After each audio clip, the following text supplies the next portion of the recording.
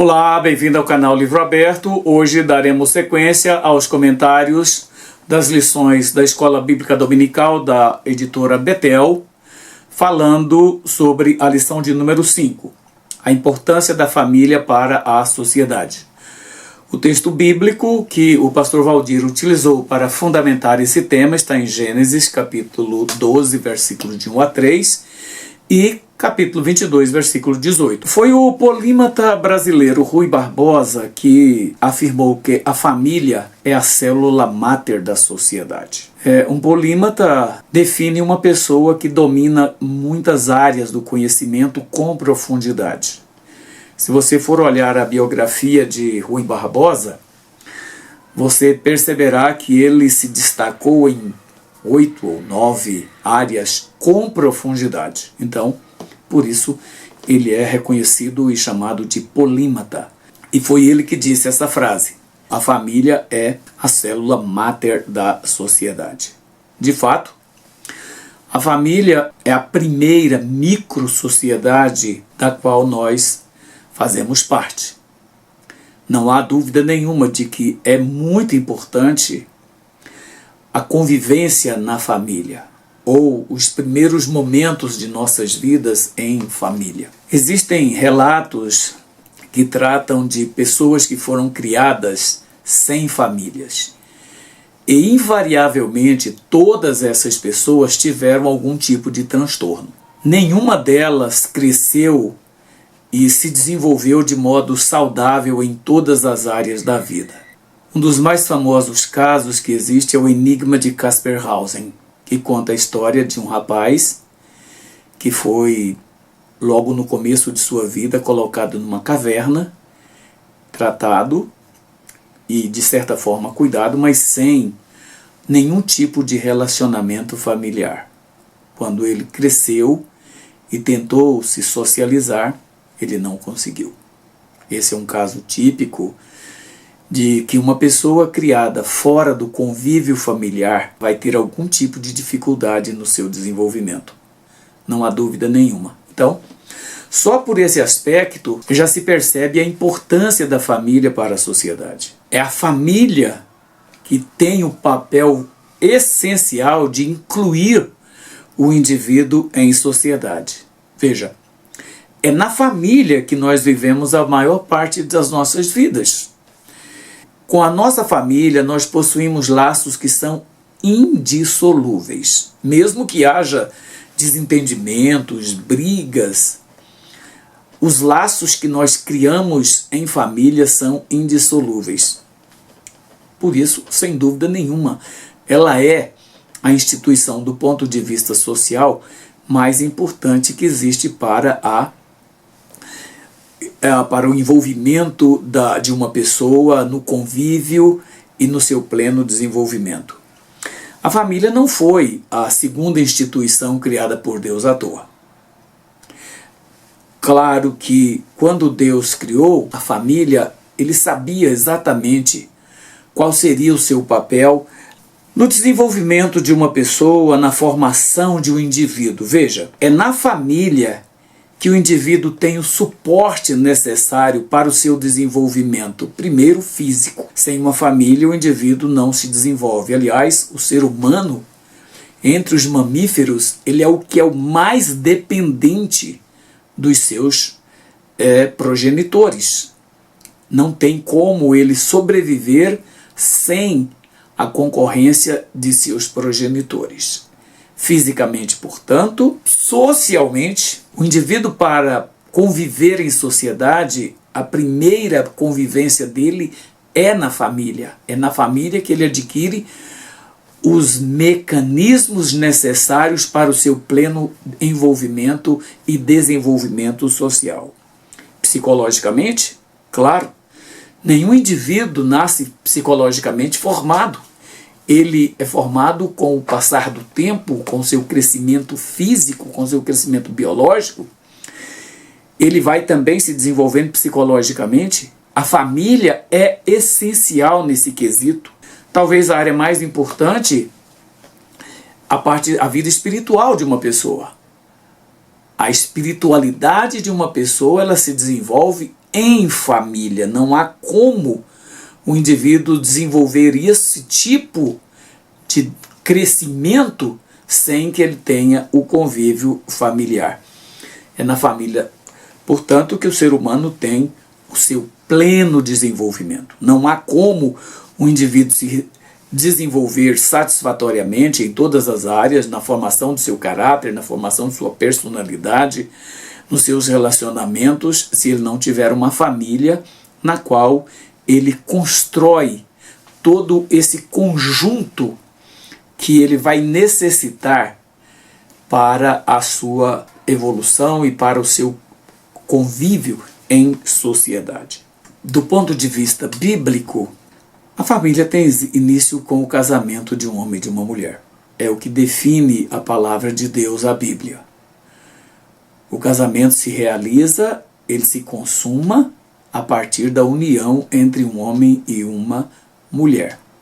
Qualquer tipo de convivência que a sociedade criou e está criando não constitui a família conforme descrita na palavra de Deus. Eu não quero com isso dizer que um casal não possa criar filhos, que um casal homoafetivo possa cuidar de filhos, mas haverá sempre lacunas, visíveis ou invisíveis, que existirão na formação desse indivíduo. Isso só o tempo vai dizer quais são essas falhas, quais são essas lacunas que existem na formação de uma pessoa criada com um casal homoafetivo. Eu sou contra a união homoafetiva? Não. Cada um escolhe aquilo que quer fazer e faça tendo conhecimento e sabendo de suas responsabilidades e das consequências disso. Não há dúvida nenhuma, cada um de nós é livre para fazer aquilo que acha que é certo. Entretanto, nós precisamos tomar cuidado. Dizem que nós podemos escolher o que plantamos, mas não o que colhemos. Só vamos colher aquilo que nós plantamos. Portanto, uma pessoa pode optar por um casamento homoafetivo, se é que pode chamar de casamento homoafetivo. Agora, tem que saber que haverá consequências disso. Consequências espirituais, consequências emocionais, consequências em várias áreas na vida que uma pessoa precisa ter consciência que ela vai ter. Então, a família tem início com o casamento entre um homem e uma mulher e gradativamente com o nascimento ou com a adoção de filhos. Então, não quer dizer que um casal que não tenha filhos não seja uma família, mas a família será completa quando da chegada dos filhos. Nenhuma família está completa antes que eles cheguem. Aliás, a Bíblia chama os filhos de herança do Senhor. E eu creio que ninguém que se casa quer deixar de receber essa herança, que é a coisa mais bela que Deus dá ao ser humano a oportunidade de ter. Portanto, devemos cuidar com isso. E é a família que oferece à sociedade aqueles que dirigirão seus destinos, sejam os pequenos empreendimentos ou até o governo de uma nação. Uma pessoa que vem de uma família estruturada, uma família equilibrada, pode desenvolver com mais facilidade qualquer papel na sociedade. Claro, desde que ele preencha as condições de conhecimento e para desenvolver aquele papel que ele está pretendendo desenvolver na sociedade. Claro que eu não estou aqui excluindo as demais pessoas. Eu estou dizendo que uma pessoa que vem de uma família bem estruturada, ela pode exercer com mais facilidade um papel social nesse sentido. Por sua importância, a família deve ser objeto do cuidado de toda a sociedade. É a família que forma a sociedade, mas a sociedade tem um papel importante de retribuir isso dando à família aquilo que ela precisa. A igreja e o Estado, eu diria, o Estado principalmente com todo o seu aparato, e a igreja devem ser os principais esteios de uma família.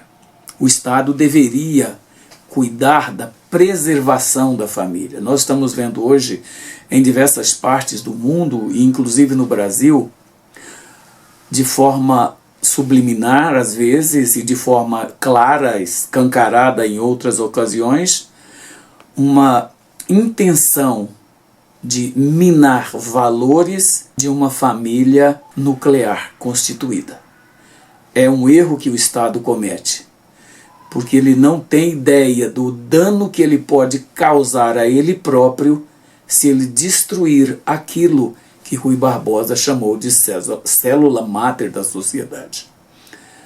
A igreja, por seu turno, deve cuidar do aspecto da formação espiritual e, por outro lado, por extensão, até a formação moral de uma pessoa, que vai zelar pelos bons costumes, que vai zelar por aquilo que é relevante dentro da sociedade. A igreja tem esse papel na formação da constituição da família.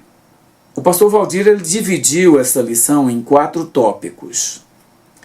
Eu também vou dividi-la em 4 tópicos. Só que eu vou mudar o nome dos tópicos, embora trate, evidentemente, das mesmas questões que ele tratou, eu somente mudei o nome dos tópicos que ele deu. Então nós vamos tratar dessa questão também na mesma perspectiva que o pastor Valdir tratou. Eu quero começar nomeando o primeiro tópico de as principais contribuições da família para a sociedade. A esse tópico o pastor Valdir chamou de a família traz bem-estar para a sociedade. Então veja só, quais são as principais contribuições que a família pode oferecer para a sociedade? Primeiro, a maior contribuição da família para a sociedade é a sua própria formação. Sem família, a sociedade seria um amontoado de pessoas sem harmonia e cada um fazendo aquilo que achasse que era certo. Não haveria a mínima ideia de governo, não haveria a menor ideia de organização. É na família que nós formamos esse modo de viver em sociedade, tendo cuidado de agir, respeitando os limites do outro, o direito do outro. É isso que a família contribui. Então veja, sem a família, eu diria que nem existiria sociedade, existiria um amontoado de pessoas que viveria de qualquer maneira. A família ela se constitui no limitador das ações de uma pessoa em sua atuação social. É o freio que a sociedade precisa para não viver de qualquer jeito, fazer tudo da forma que quiser. Ou seja, se não existisse a família, não haveria limites. Imagine você uma sociedade ou um agrupamento qualquer de pessoas que viva sem limites, onde cada faz o que quer, fala o que quer, age da maneira que quiser, não há limites de regras, não há leis, não há nada. É isso que seria um grupo de pessoas vivendo sem a formação inicial que se adquire em uma família. Veja a relevância da família. A família oferece base para as ações da sociedade em suas diversas associações. Sejam essas famílias estendidas ou sejam famílias, como a gente chama de monoparentais. Uma família estendida, para que se entenda, é uma família composta por a árvore genealógica de uma pessoa, que vem dos seus bisavós, avós e tudo mais, até chegar nela. Isso é uma família estendida. E uma família monoparental é uma família onde apenas um dos cônjuges cuida da casa. Seja por conta da separação, seja por conta do óbito. A família monoparental é a família onde apenas uma pessoa cuida dos seus membros. Esta família também oferece contribuições essenciais para a sociedade. Eu não vou dizer que ela oferece todas as contribuições. Haverá algumas lacunas que são naturais, mas ela oferece também contribuições que são essenciais para a sociedade. Eu diria o seguinte, que famílias bem estruturadas oferecem para a sociedade. Veja, que tipo de pessoas? Primeiro, membros que contribuem positivamente para seu pleno desenvolvimento em todas as suas estruturas. Eu não vou aqui discorrer sobre quais são as estruturas da sociedade, mas são várias. E todas essas estruturas se desenvolvem a partir da contribuição dos membros de famílias estruturadas. Antes eu já havia dito que as famílias bem estruturadas oferecem pessoas que podem contribuir positivamente na condução de uma nação, na condução de uma entidade, na condução de uma empresa. Então isso aqui é uma realidade. A família que é bem estruturada também oferece membros que preservam costumes daquela comunidade. Nós estamos hoje vivendo uma fase de desconstruir tradições, de desconstruir os nossos costumes. Tudo que parece estar relacionado a costumes, a tradições, soa meio que anacrônico, soa meio que ultrapassado, soa meio que fora de moda. Mas as estruturas devem manter aquilo que as conduziram até aqui. No livro de Provérbios tem um versículo que diz assim, olha, não remova limites antigos. A remoção de certos costumes da sociedade, a remoção de certos valores na sociedade, trazem danos irreparáveis que não haverá como consertar. Nós não teremos como deixar um terreno firme para a próxima geração se começarmos a destruir e desconstruir tudo que foi construído até aqui. Mas a sociedade de hoje, ela pretende isso. A igreja, a família, precisa cuidar para que valores e costumes, bons costumes, sejam preservados. Além disso, famílias bem estruturadas oferecem membros que contribuem para a preservação da moral e para se evitar a promiscuidade. Caso não exista esse tipo de conduta, viveríamos como animais, que praticaríamos tudo, faríamos tudo sem princípios, sem valores, sem nada. São membros de famílias que trazem contribuições importantes, relevantes, para que isso seja feito. E, o que é óbvio, famílias bem estruturadas oferecem membros para a comunidade que são cumpridores de seus deveres como cidadãos. Embora a nossa geração queira apenas reconhecer direitos e não deveres, pessoas que procedem de famílias bem estruturadas, que tiveram uma formação equilibrada, saberão se conduzir como cidadãos, como o apóstolo Paulo recomendou. Filipenses capítulo 1, versículo 27. Não importa o que aconteça, viva a sua cidadania por modo digno do Evangelho. É isso que nós precisamos fazer. Famílias bem estruturadas contribuem decisivamente para a formação de uma nação equilibrada. Não se esqueçam disso. Não será um aventureiro que vai dar norte para uma nação. Não será um desvairado qualquer que vai contribuir para a formação de uma nação equilibrada, mas uma pessoa que respeita valores familiares, que tenha o hábito de convivência familiar.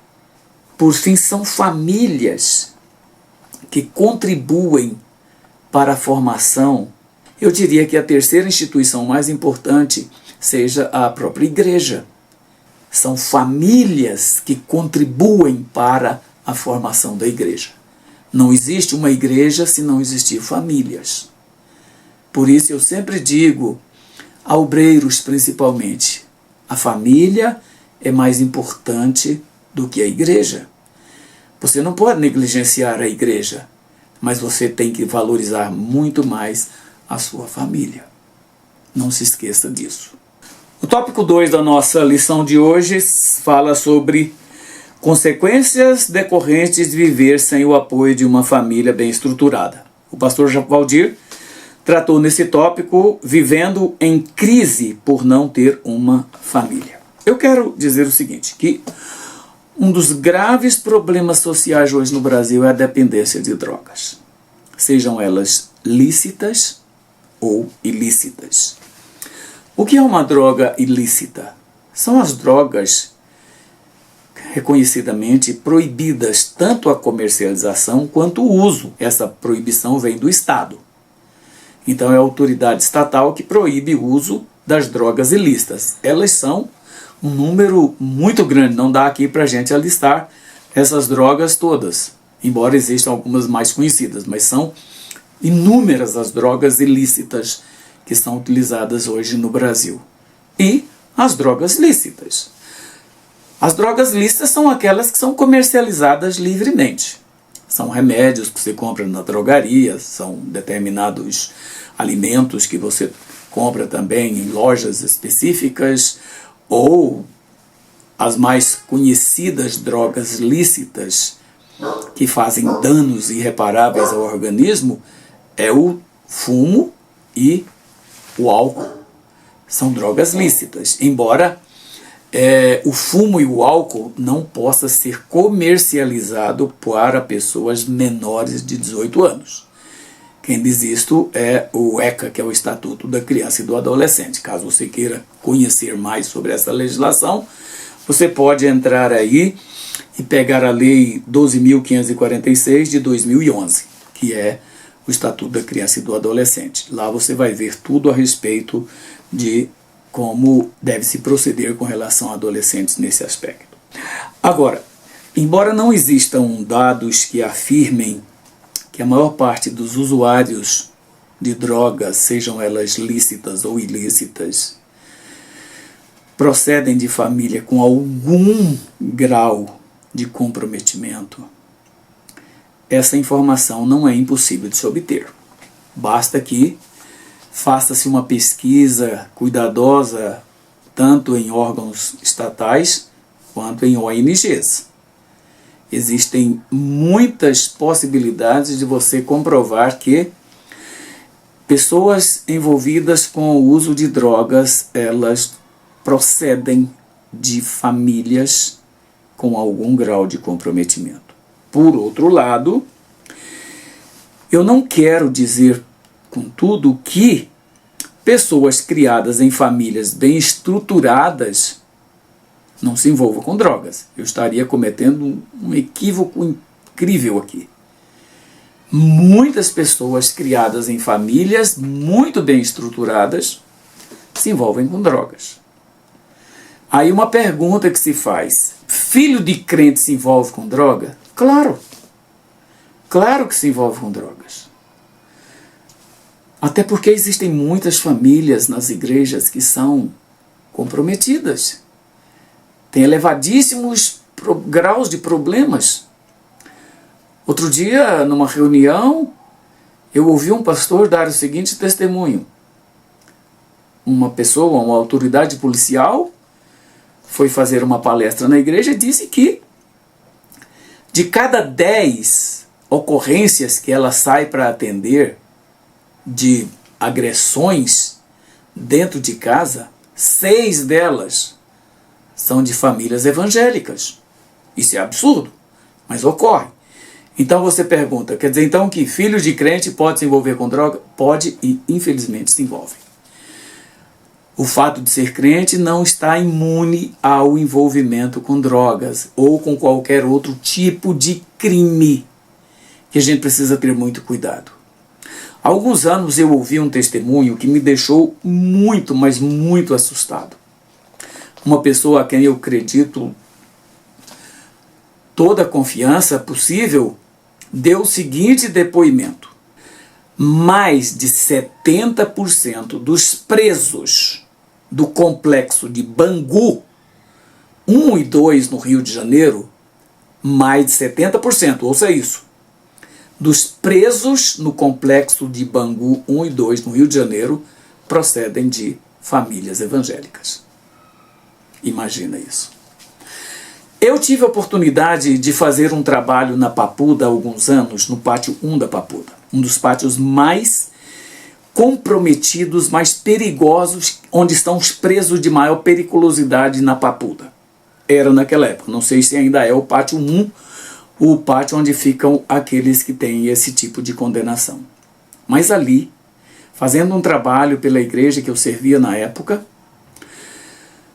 nós descobrimos que um percentual muito, mas muito elevado de pessoas que estavam ali condenados a 200 anos de cadeia, 300 anos de cadeia, a mais do que isso, eram de famílias evangélicas. Quando nós íamos fazer os trabalhos lá no domingo, que coincidia com o dia de visitação das famílias, nós víamos quantos pais e mães evangélicos que estavam ali visitando seus filhos. Portanto, o fato de pertencer a uma família evangélica não nos imuniza ao uso de drogas e ao envolvimento com outro tipo de infração. Nós precisamos ter cuidado com isso. Agora, embora isso não tenha confirmação, nós podemos dizer com certa margem de segurança que muitos, ou até a maioria das pessoas que se envolvem com drogas vem de uma família que tem algum tipo de comprometimento. Infelizmente, essa é uma realidade. Há como provar isso? Fácil. Basta visitar as ONGs, como eu disse, e os órgãos estatais.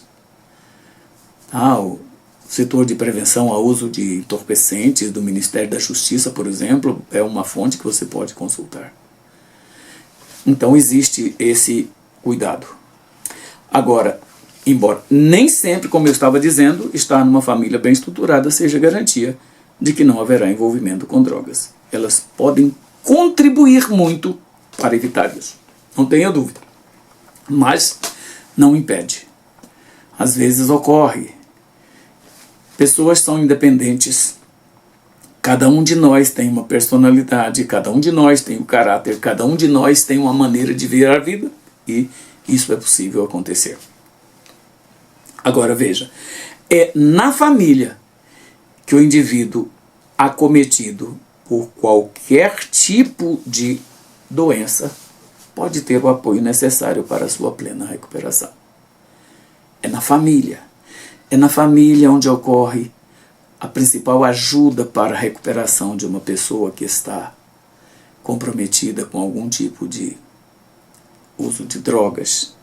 Existem informações sobre a importância de familiares no envolvimento de membros da família no processo de recuperação de pessoas com doenças graves. Então veja que é muito importante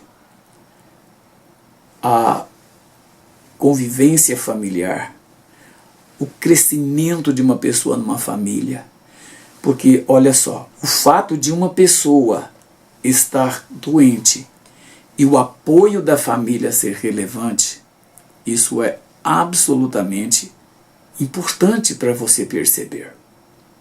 Então note que a falta da família na vida de uma pessoa vai trazer marcas que jamais serão apagadas na sua vida, seja na sua personalidade ou em outra área da sua vida.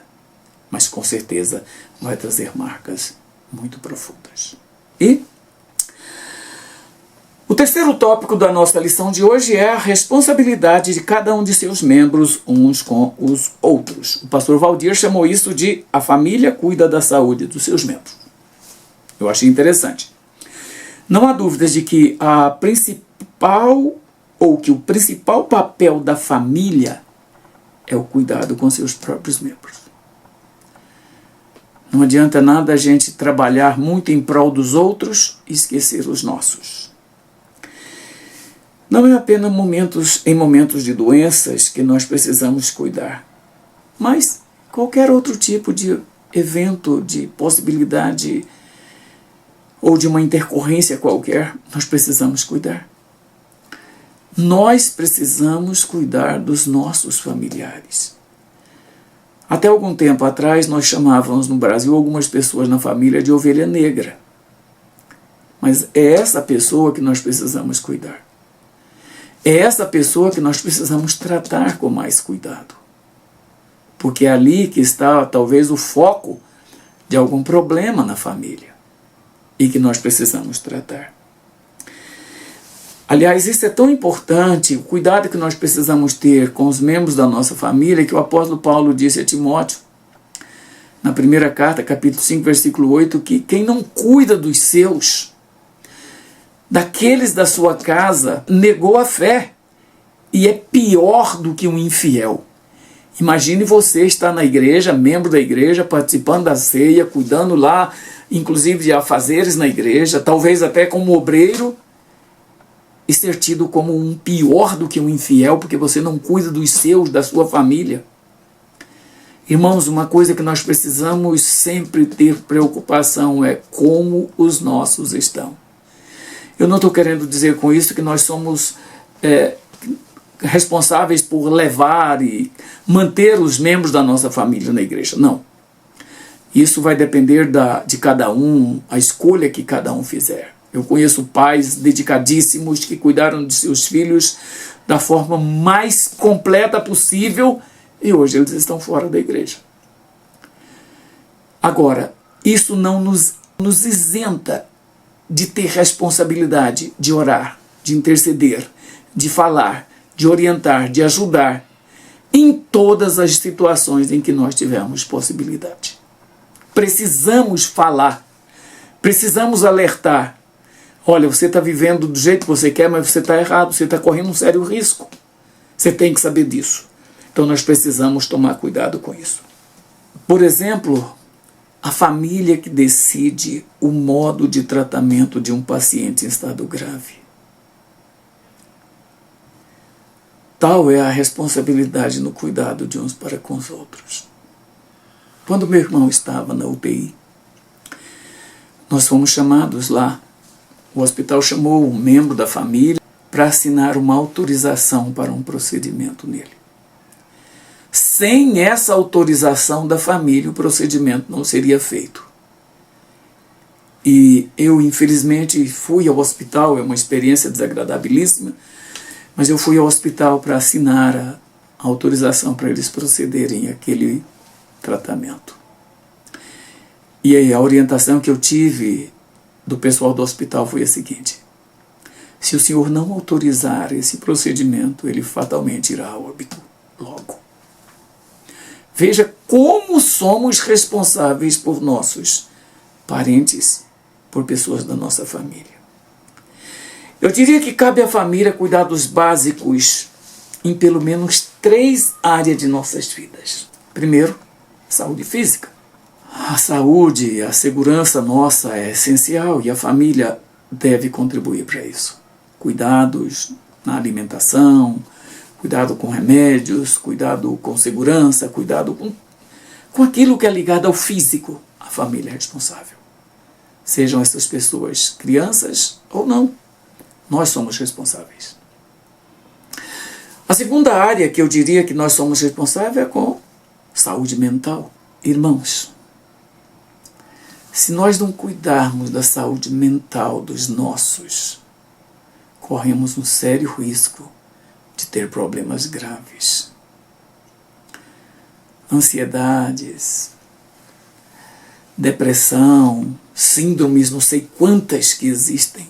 Aliás, um número muito grande de doenças psicossomáticas decorre exatamente de descuido nessa área da vida. Precisamos tomar cuidado. Às vezes, um sintoma precisa ser tratado imediatamente. Muitas vezes a gente fala, isso é... Usamos até certos palavrões para dizer. Mas não. Qualquer sintoma que uma pessoa evidenciar nessa área precisa ser tratado, e tratado com urgência. Com a saúde espiritual, sem dúvida nenhuma, esse cuidado deve ser integral com uma pessoa desde o seu nascimento. Aliás, eu vou até anteceder esse cuidado desde sua gestação. Muitos pais não sabem, mas uma criança ainda no ventre da mãe aprende, ouve, sente e absorve muita coisa que acontece no exterior. Então, cuidado. Quando uma mãe estiver gestante na família, nós precisamos tomar cuidado. E, nesse caso, principalmente o cônjuge precisa cuidar. E cuidar muito bem. A saúde espiritual de uma pessoa começa na gestação. E segue depois na primeira infância, na segunda, na terceira, na adolescência e assim sucessivamente. Nós precisamos cuidar. Aí você fala, mas o meu filho já é adulto. Já tem mais de 18 anos. Ou meu filho é casado. E daí? A nossa responsabilidade com a vida espiritual dos nossos não termina quando eles estão com 18 anos ou quando se casam. Podemos até não mudar a situação deles, mas não podemos deixar de intervir. Isso é claro. E o cuidado especial da família com seus membros idosos. No Brasil, a legislação classifica como idoso toda pessoa com mais de 60 anos de idade. Isso aí está no Estatuto do Idoso. Se você quiser, você pode pegar a Lei 10.741 de 2003. Lá você vai estudar e você vai ver todos os direitos do idoso. E são muitos. Você precisa tomar cuidado com isso. Por quê? A negligência em cuidar ou maus tratos com uma pessoa idosa pode gerar penas para membros da família, incluindo a possibilidade de ação judicial.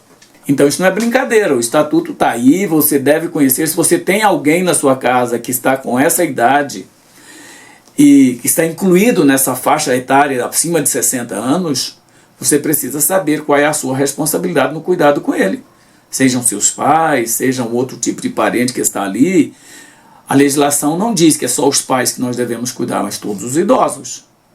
Então, é bom que você tome conhecimento e você olhe para isso. Embora a saúde física e mental sejam muito importantes, eu diria que negligenciar o cuidado espiritual dos membros da família é uma falha grave diante de Deus, amplamente condenada na Bíblia. Aqui não inclui apenas um ou dois, mas toda a nossa família. A omissão da família na orientação espiritual das pessoas poderá resultar em pessoas sem compromisso com a igreja.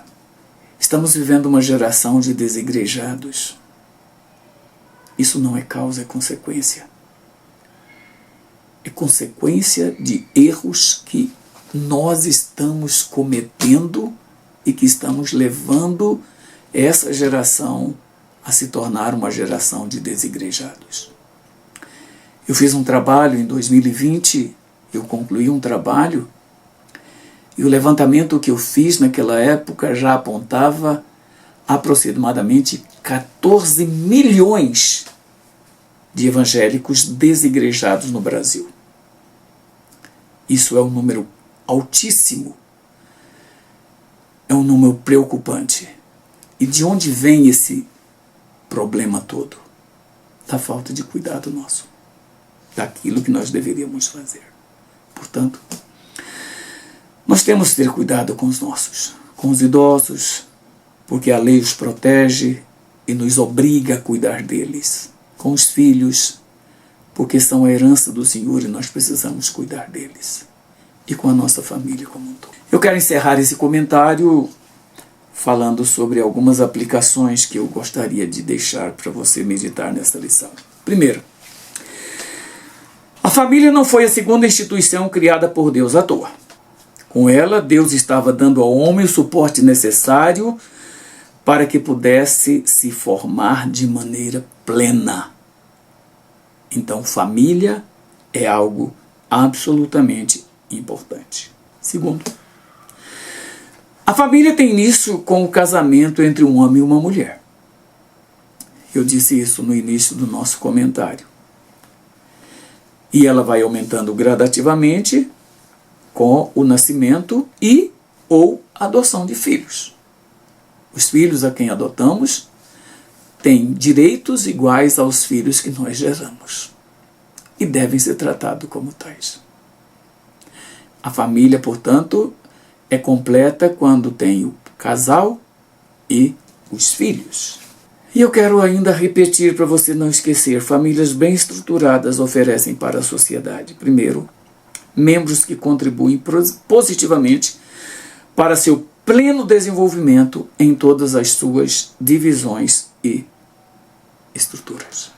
Membros que preservam seus bons costumes, membros que contribuem para a preservação da moral e evitar qualquer outro tipo de desvio de conduta, como a promiscuidade, por exemplo. Uma família bem estruturada oferece membros que são cumpridores de seus deveres como cidadãos.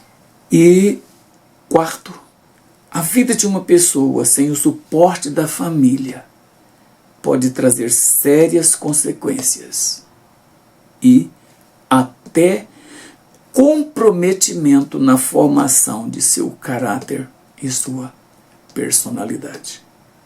Eu citei aqui o caso do filme, que é a história muito famosa de O Enigma de Caspar-Hausen. Se alguém quiser ver, vale a pena. Quinto, embora a família tenha a responsabilidade de cuidar da saúde física e mental dos seus membros, entretanto, é com relação à saúde espiritual que a família deve exercer o seu maior cuidado. Negligenciar o cuidado espiritual dos membros da família é uma falha grave diante de Deus e amplamente condenada na Bíblia. E, finalmente, a omissão da família nessa área poderá resultar em pessoas descompromissadas com a igreja. Nós não podemos deixar que essa geração de desigrejados continue aumentando como está. Precisamos agir. E o começo dessa ação é dentro de casa.